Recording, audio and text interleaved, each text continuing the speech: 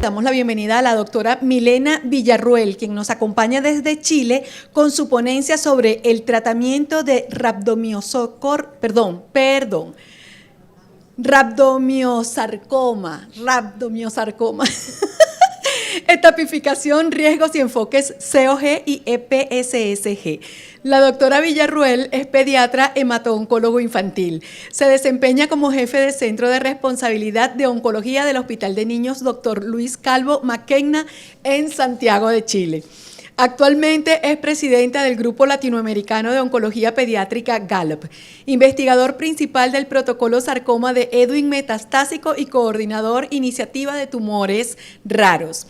Participa en el programa infantil de drogas antineoplásicas del Ministerio de Salud de Chile, como miembro del Directorio Coordinador Nacional de Protocolos de Sarcoma y Neuroblastoma. Muchísimas gracias por su presencia y bienvenida de nuevo, doctora Milena Villarruel. Muchas gracias. Quiero saludarlos y agradecerles la invitación a la doctora Filomena Mosquela por su reconocimiento y el honor de permitirme compartir con ustedes estas reflexiones en torno al rabdomiosarcoma. Lamento mucho no estar presente, la verdad es que sí traté, y más lo lamento después de la muy hermosa presentación inicial de este evento que es muy importante. Así es que, sin más, quiero compartir con ustedes mi presentación y en realidad, como el título lo señala, yo me voy a referir a un aspecto particular de los rabdomiosarcomas, que es el tratamiento, las etapas de riesgo y los enfoques de grupos americanos y europeos.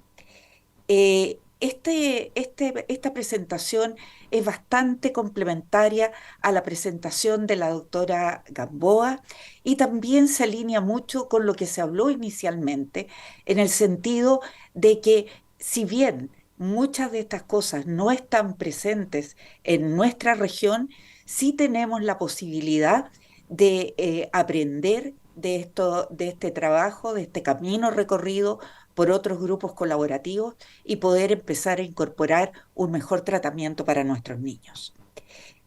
Algunas cosas muy generales de rabdomiosarcoma es el sarcoma de partes blandas, que la mitad de los sarcomas de partes blandas, que a su vez son el 7% de todos los cánceres pediátricos. Puede originarse en cualquier parte del organismo y tiene su origen en células mesenquimales que están destinadas a diferenciarse a células de músculo esquelético. Pero bien sabemos nosotros que el rabdomiosarcoma no solo aparece en músculo esquelético, sino que también en zonas sin este tejido. Por lo tanto, se cree, y hay alguna evidencia, de que podrían tener también su origen en algunos progenitores endoteliales.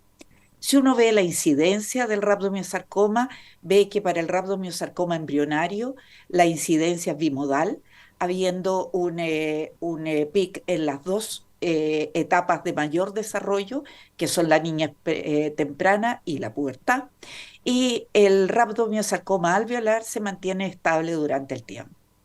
Es interesante que aproximadamente un 5% de los rabdomiosarcomas embrionarios están asociados con síndromes de predisposición al cáncer y por lo tanto hay que estar claro con eso en el sentido de buscarlo dirigidamente en nuestros pacientes.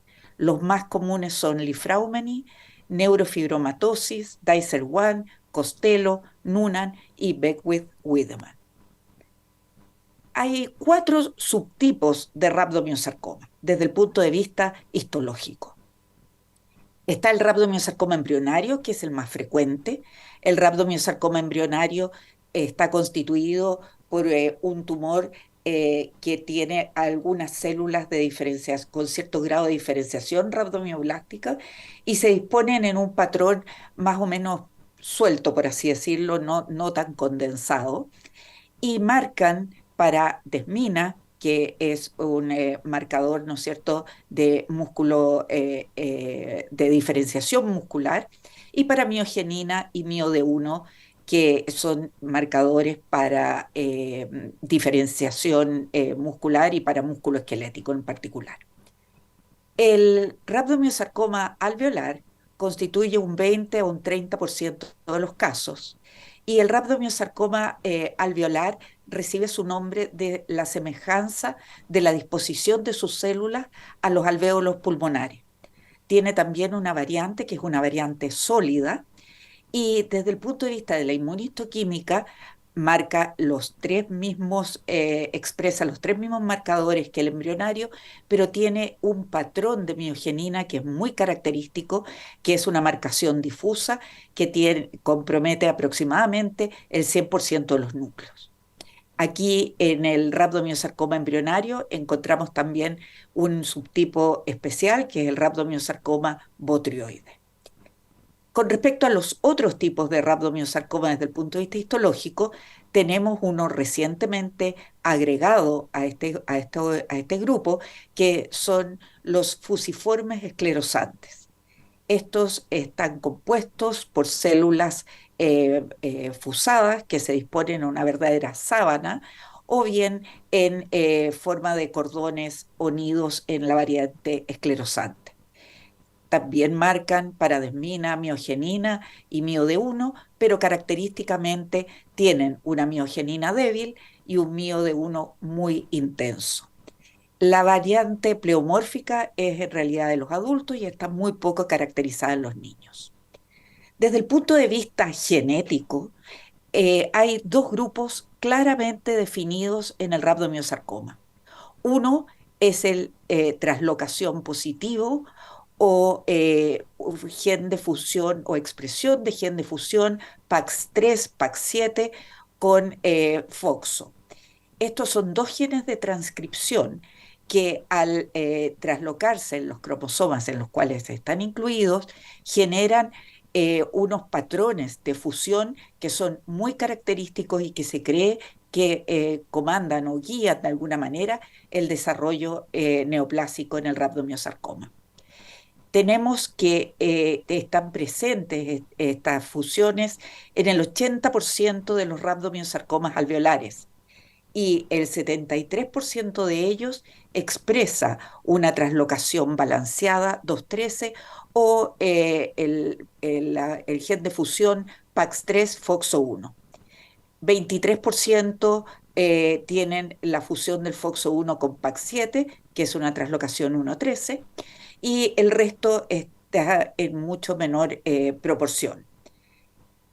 Con respecto a los tumores embrionarios que son translocación negativa, generalmente tienen una pérdida de heterogocicidad en 11p15, una elevada frecuencia en mutaciones en genes de la vía RAS.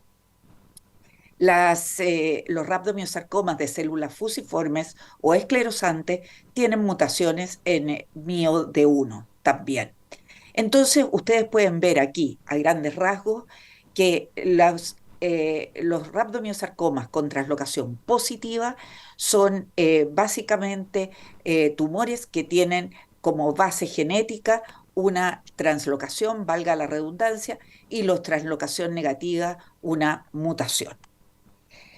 Ahora vamos un poco a lo que ha sido el tratamiento de estos tumores. Desde muy temprano, casi 50 años atrás, el grupo cooperativo norteamericano comenzó a clasificar a estos pacientes según grupos clínicos. Esta era una clasificación prequirúrgica en la cual si el tumor era resecado en forma completa era grupo 1, si era resecado con evidencias de residuo microscópico o ganglionar era grupo 2, el grupo 3 cuando quedaba residuo microscópico o uno solo hacía una biopsia, y el grupo 4 cuando hay presencia de metástasis. En realidad se vio rápidamente que los resultados validaban mucho el grupo clínico. El grupo 1 tenía excelentes resultados, el grupo 4, a pesar de todos los esfuerzos de intensificación de terapia, tenía malos resultados. Sin embargo, si bien estos tumores tenían base en hallazgos postquirúrgicos, esto determinaba que fuera muy subjetivo, porque el grupo clínico podía estar influenciado por la experiencia del cirujano o por la filosofía del centro tratante. Es decir, un paciente podía ser grupo 3 en un centro que tenía menos experiencia o era más conservador en su enfoque y solo hacía una biopsia, daba quimioterapia y después hacía el control local, o bien podía ser grupo uno en centros que tuvieran mucho más experiencia o fueran más agresivos en su manejo.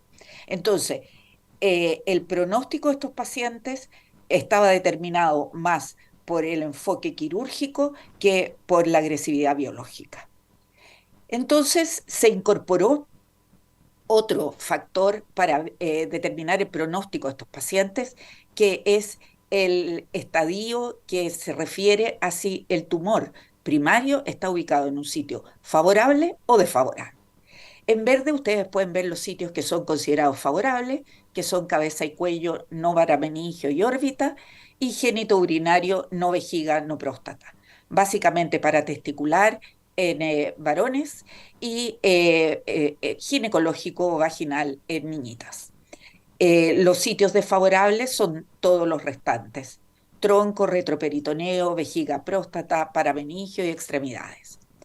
A estos sitios favorables o desfavorables se unió el concepto del tamaño, de la invasividad del tumor, que esté, del tamaño y de la presencia o ausencia de metástasis. Entonces, el estadio uno son los sitios favorables y en este sentido no importa el tamaño ni los ganglios, solo que no tenga metástasis. El grupo 2 y 3 son los sitios desfavorables sin metástasis, pero es 2 el que es menor de 5 centímetros y 3 el que es mayor de 5 centímetros. Y etapa 4 son cualquiera, independiente del sitio, del tamaño o de los ganglios, si tiene metástasis. Entonces, perdón, ahí. Esto ha hecho que recientemente el grupo americano del Children's Oncology Group haya revisado cómo se dieron los resultados de acuerdo a estos factores clínico-patológicos en 2.157 pacientes tratados en 7 estudios consecutivos de ese grupo. Y ahí ustedes pueden ver a su izquierda tienen la sobrevida libre de eventos, a su derecha la sobrevida global. Y aquí ustedes pueden ver que los resultados inferiores se tienen en pacientes menores de un año, mayores de 10 años, en pacientes con sitios desfavorables y en pacientes con tumores mayores de 5 centímetros. Siguiendo en esta misma línea de validación de factores clínico-patológicos, podemos ver que resultados inferiores se obtienen con ganglios positivos, se van obteniendo resultados inferiores a medida que uno va avanzando en los grupos clínicos, siendo el peor cerca de 20% para los metastásicos, y tiene también un peor pronóstico los alveolares. Sin embargo, esta validación de factores clínico-patológicos ya ha sido prácticamente reemplazada en todos los protocolos por la presencia de la fusión FOXO1, que reemplaza la histología. Entonces, nosotros ya deberíamos tender a hablar de rhabdomyosarcoma fusión positiva o fusión negativa y no tanto de embrionario o alveolar. Hay un acápite con respecto a vía biliar. La vía biliar fue considerada en muchos estudios, hasta recientemente, como una ubicación favorable. Sin embargo, el análisis de ese subgrupo de pacientes demostró que tenían un resultado bastante inferior a los restantes del grupo favorable, motivo por el cual ahora se cambió con esa información su clasificación y la vía biliar está considerada como un sitio desfavorable. Validados así los factores para los tumores localizados, también se ha hecho esfuerzo para validar cuáles son los factores que influyen en los pacientes metastásicos. Y aquí, nuevamente, es muy importante cómo se reúne la información y se hace un análisis conjunto de estudios tanto americanos como europeos, 9 estudios consecutivos que abarcan entre 1984 y el año 2000, y ahí en 788 pacientes se establece un esquema de un puntaje. Se le asigna un puntaje según los factores de riesgo que presenta. Así tenemos que los factores de riesgo validados son edad desfavorable, que ya la vimos, sitio desfavorable, presencia de compromiso de médula ósea y el número de sitios metastásicos, siendo más desfavorable tener 3 o más sitios metastásicos. Entonces, con esta escala y con estos puntajes, uno puede ir a las curvas y puede ver que los que no tienen estos factores o tienen un solo factor, tienen una sobrevida que puede ir a 40%, y los que tienen 2, 3 o 4 de estos factores bajan inmediatamente por debajo de la línea del 20%. Veamos un poco, la idea no es cansarlos ni confundirlos, sino que por el contrario, que vayamos viendo cómo hemos ido llegando a los resultados y a los conceptos que tenemos que manejar hoy por hoy en el tratamiento del rhabdomyosarcoma. Aquí tenemos los estudios del Intergroup Rhabdomyosarcoma Study Group, que en el fondo es el grupo americano que precedió a los estudios del Children's Oncology Group o COG. Aquí ustedes pueden ver que hay estudios, el estudio 1, 2, 3 y 4, y que abarcan un periodo entre 1972 y 1997. ¿Cuáles son las cosas más centrales que se podemos sacar de estos estudios? Inicialmente, de que el VAC, vincristina, actino, ciclo, fosfamida, es la base del tratamiento, y que los abordajes quirúrgicos con preservación de órganos y extremidades y utilización de radioterapia en el rhabdomyosarcoma pueden disminuir la morbilidad de acuerdo a tratamientos locales más conservadores y menos agresivos. El IRS-3 comenzó a considerar estos sitios especiales, histologías favorables y sitios especiales como por ejemplo la pelvis, logrando doblar el salvataje de vejiga en este grupo de pacientes. También se comenzó a reducir tratamiento en un subgrupo específico de pacientes.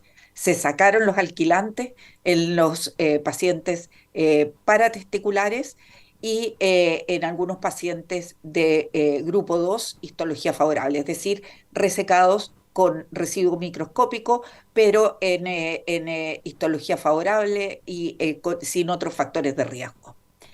Se vio que ni el agregar cisplatino, etopósido o doxorubicina ayudaba a mejorar aún más los resultados. Y finalmente, el grupo 4 logró ver de que en el grupo 1 paratesticular en mayores de 10 años tenían peor resultado que en los menores de 10 años. Y eso vieron que básicamente se debía a que omitían la biopsia de ganglios retroperitoneales. Por lo tanto, hoy por hoy, el grupo 1 paratesticular, que tiene muy poco quimioterapia, que no tiene radioterapia, etcétera, si es mayor de 10 años, debe llevar una biopsia de ganglios retroperitoneales para poder confirmar su etapificación. Después vamos a la serie de estudios D, que es del mismo grupo americano hasta el año 2004, que es el Intergroup Rhabdomyosarcoma Studies 5. Aquí yo creo que quisiera detenerme en algo que es muy importante, y es que ellos definieron el riesgo bajo, que era un 25% de los pacientes, en 2 subgrupos. El subgrupo 1 eran los pacientes con ubicación favorable, que tenían resección completa o solo un residuo microscópico, o bien el grupo 3 que no tenía cirugía inicial, pero estaba en la órbita. Y también incluyeron el estadio 2, es decir, una ubicación no favorable, pero con un tumor chico, menor de 5 centímetros, resecado completo. Y tenían un subgrupo 2 que era el mismo estadio 1, es decir, sitio primario favorable, que era resecado en forma completa, pero podía tener ganglios positivos.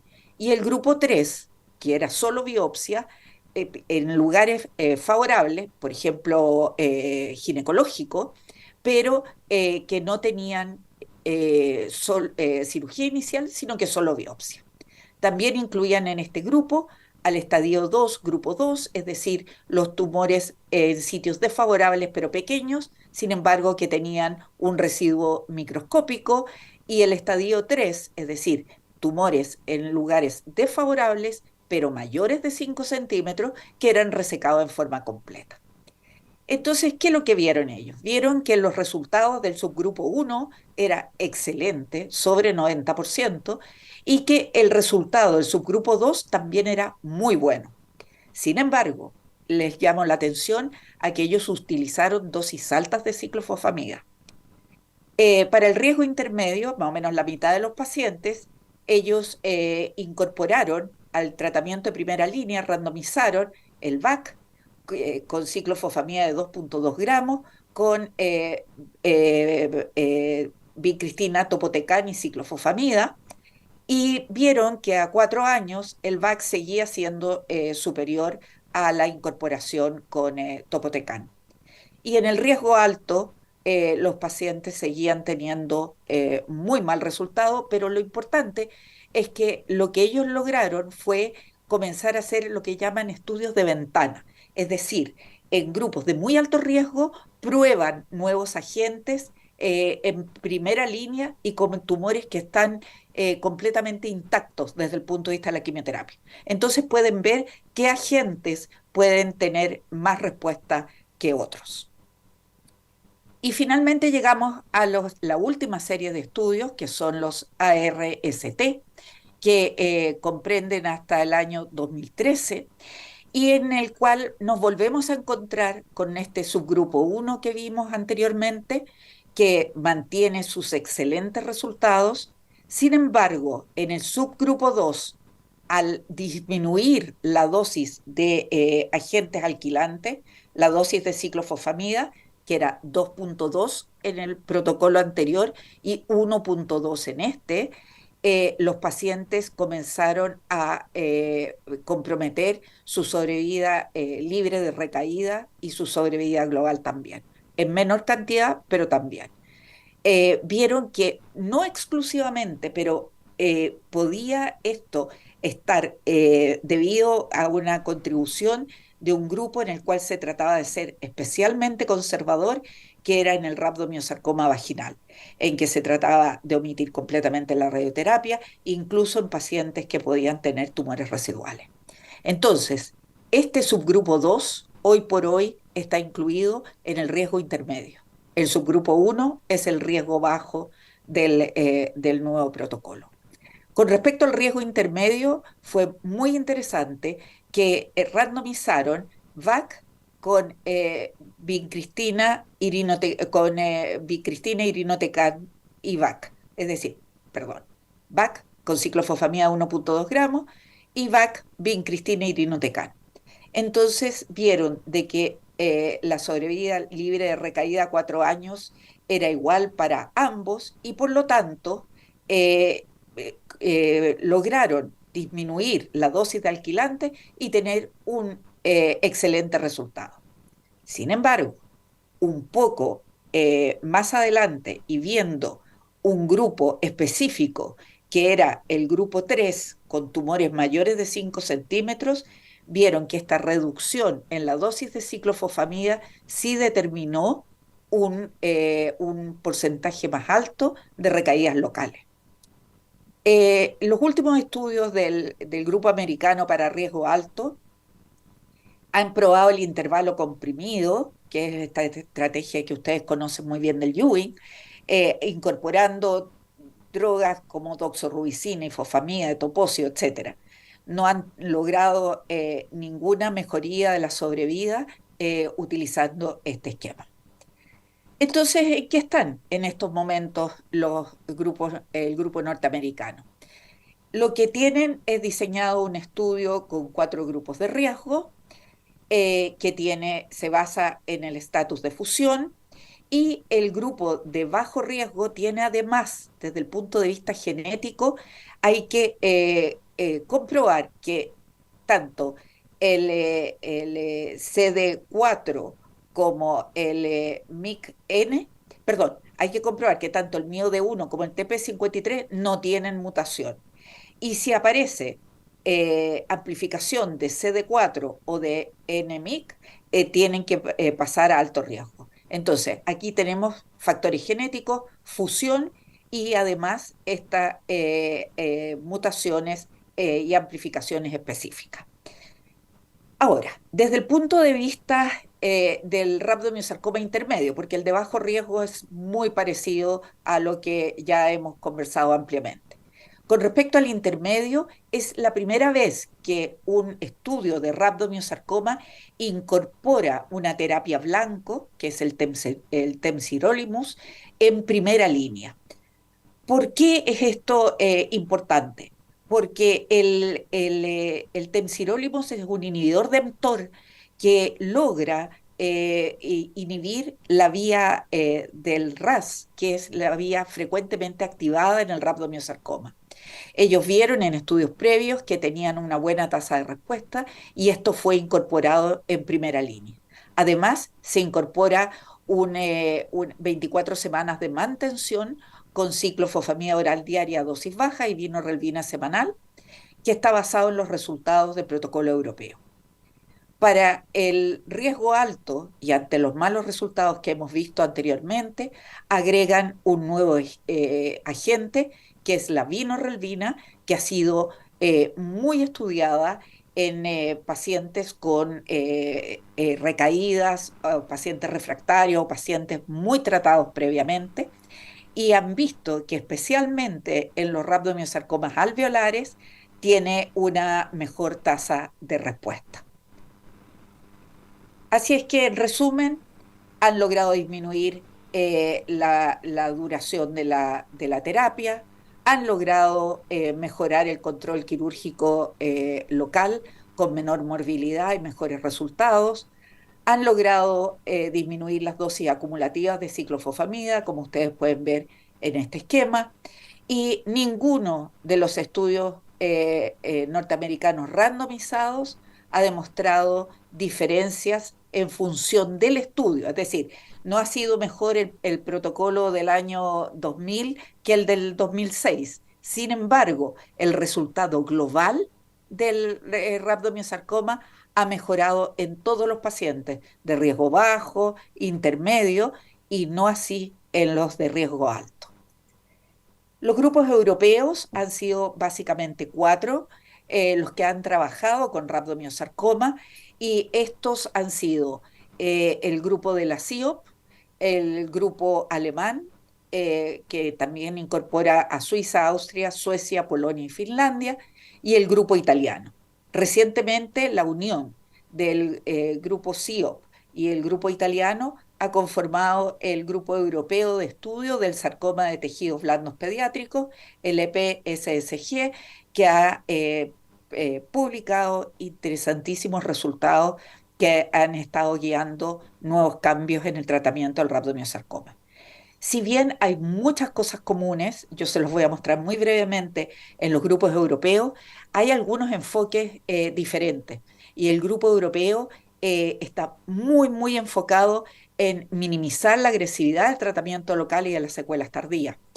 Ha estudiado el papel de intensificar un poco la quimioterapia de manera de disminuir secuelas por cirugía o radioterapia.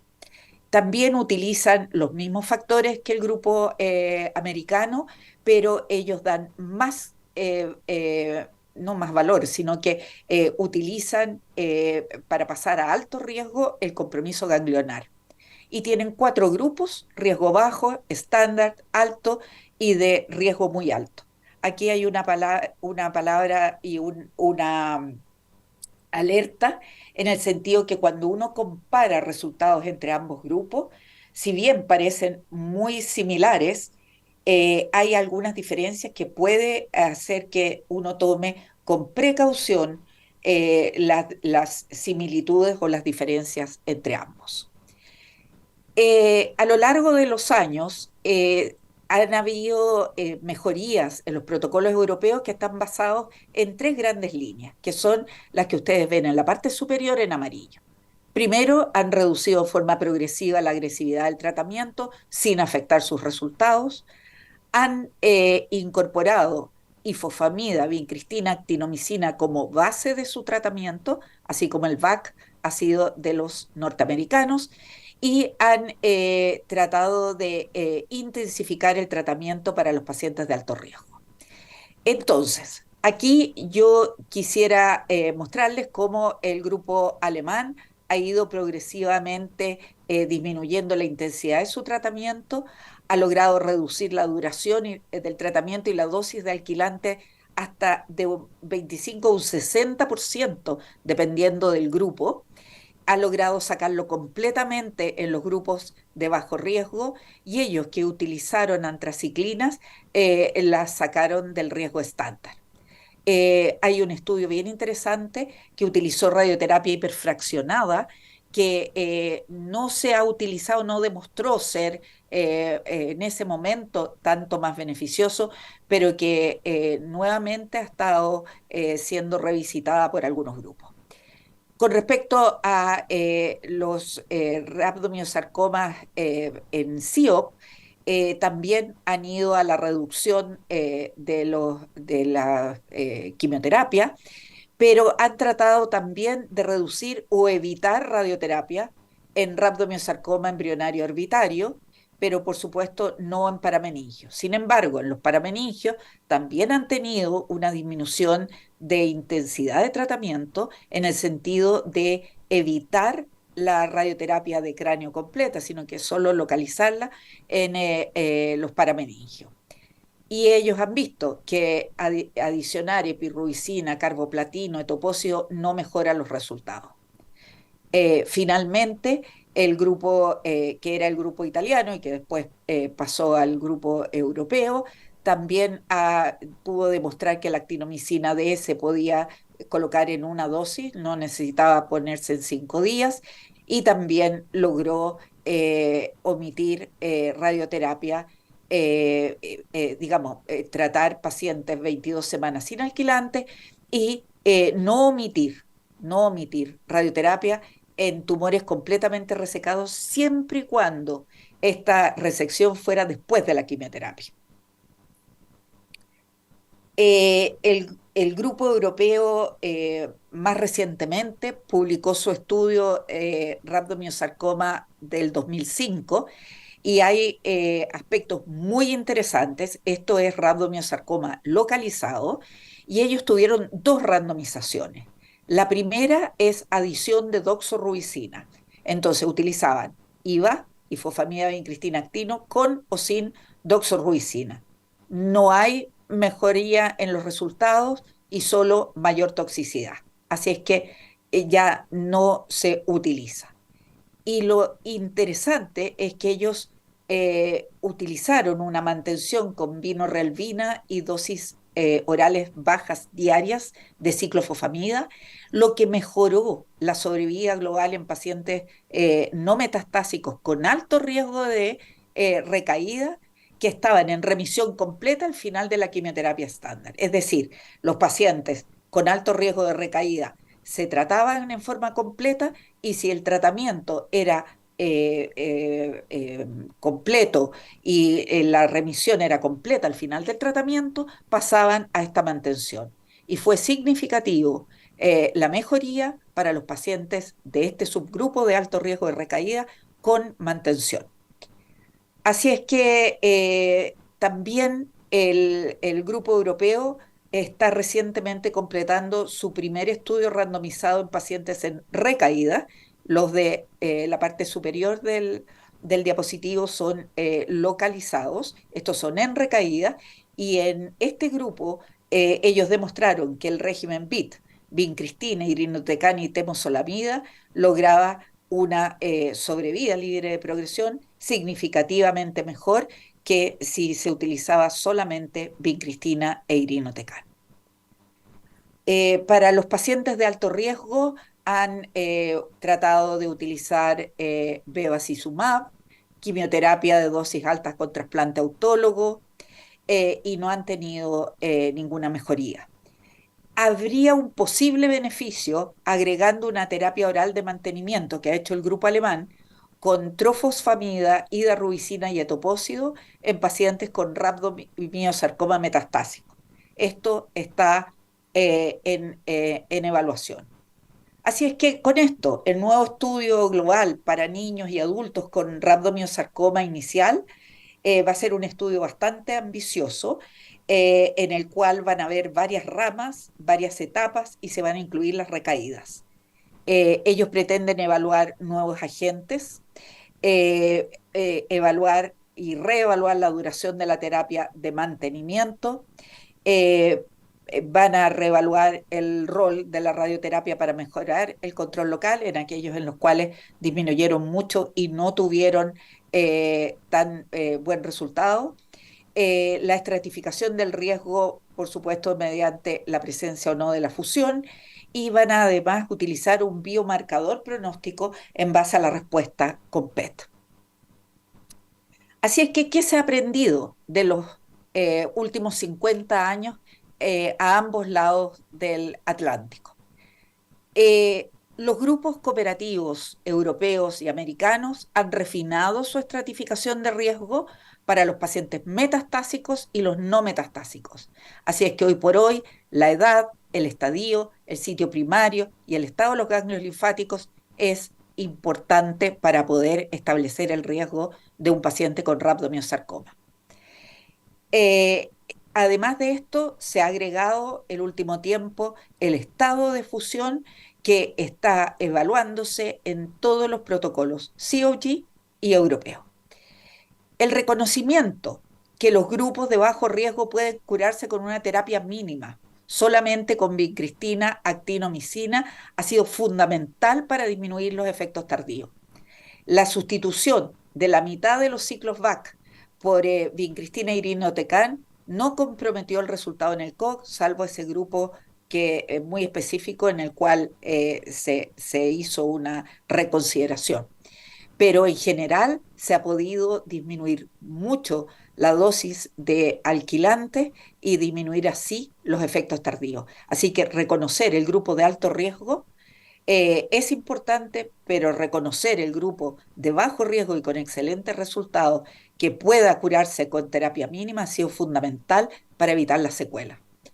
Así es que el estándar para todos los pacientes con rhabdomyosarcoma que no sean de bajo riesgo, que se tratan sin alquilantes, sigue siendo VAC para los americanos e IVA para los europeos.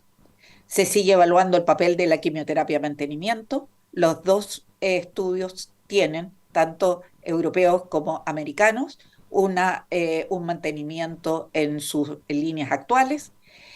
Y aquí hay un tema súper importante.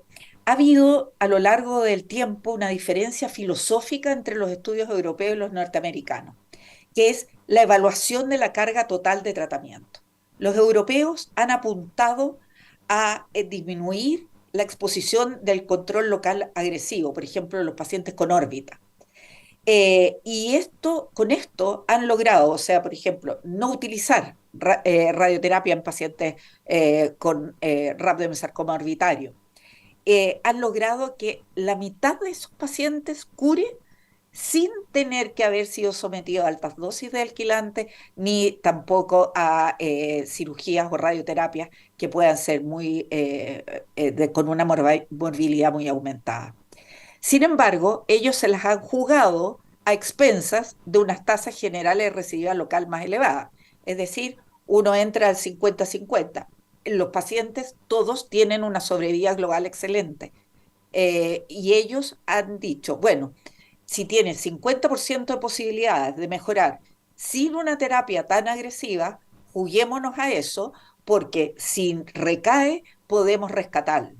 Sin embargo, lo que dicen los americanos es de que, bueno, uno en realidad los rescates a veces son medio complejos en el sentido que pudieran no resultar, pero que para el grupo que recae, la carga total de tratamiento es mayor.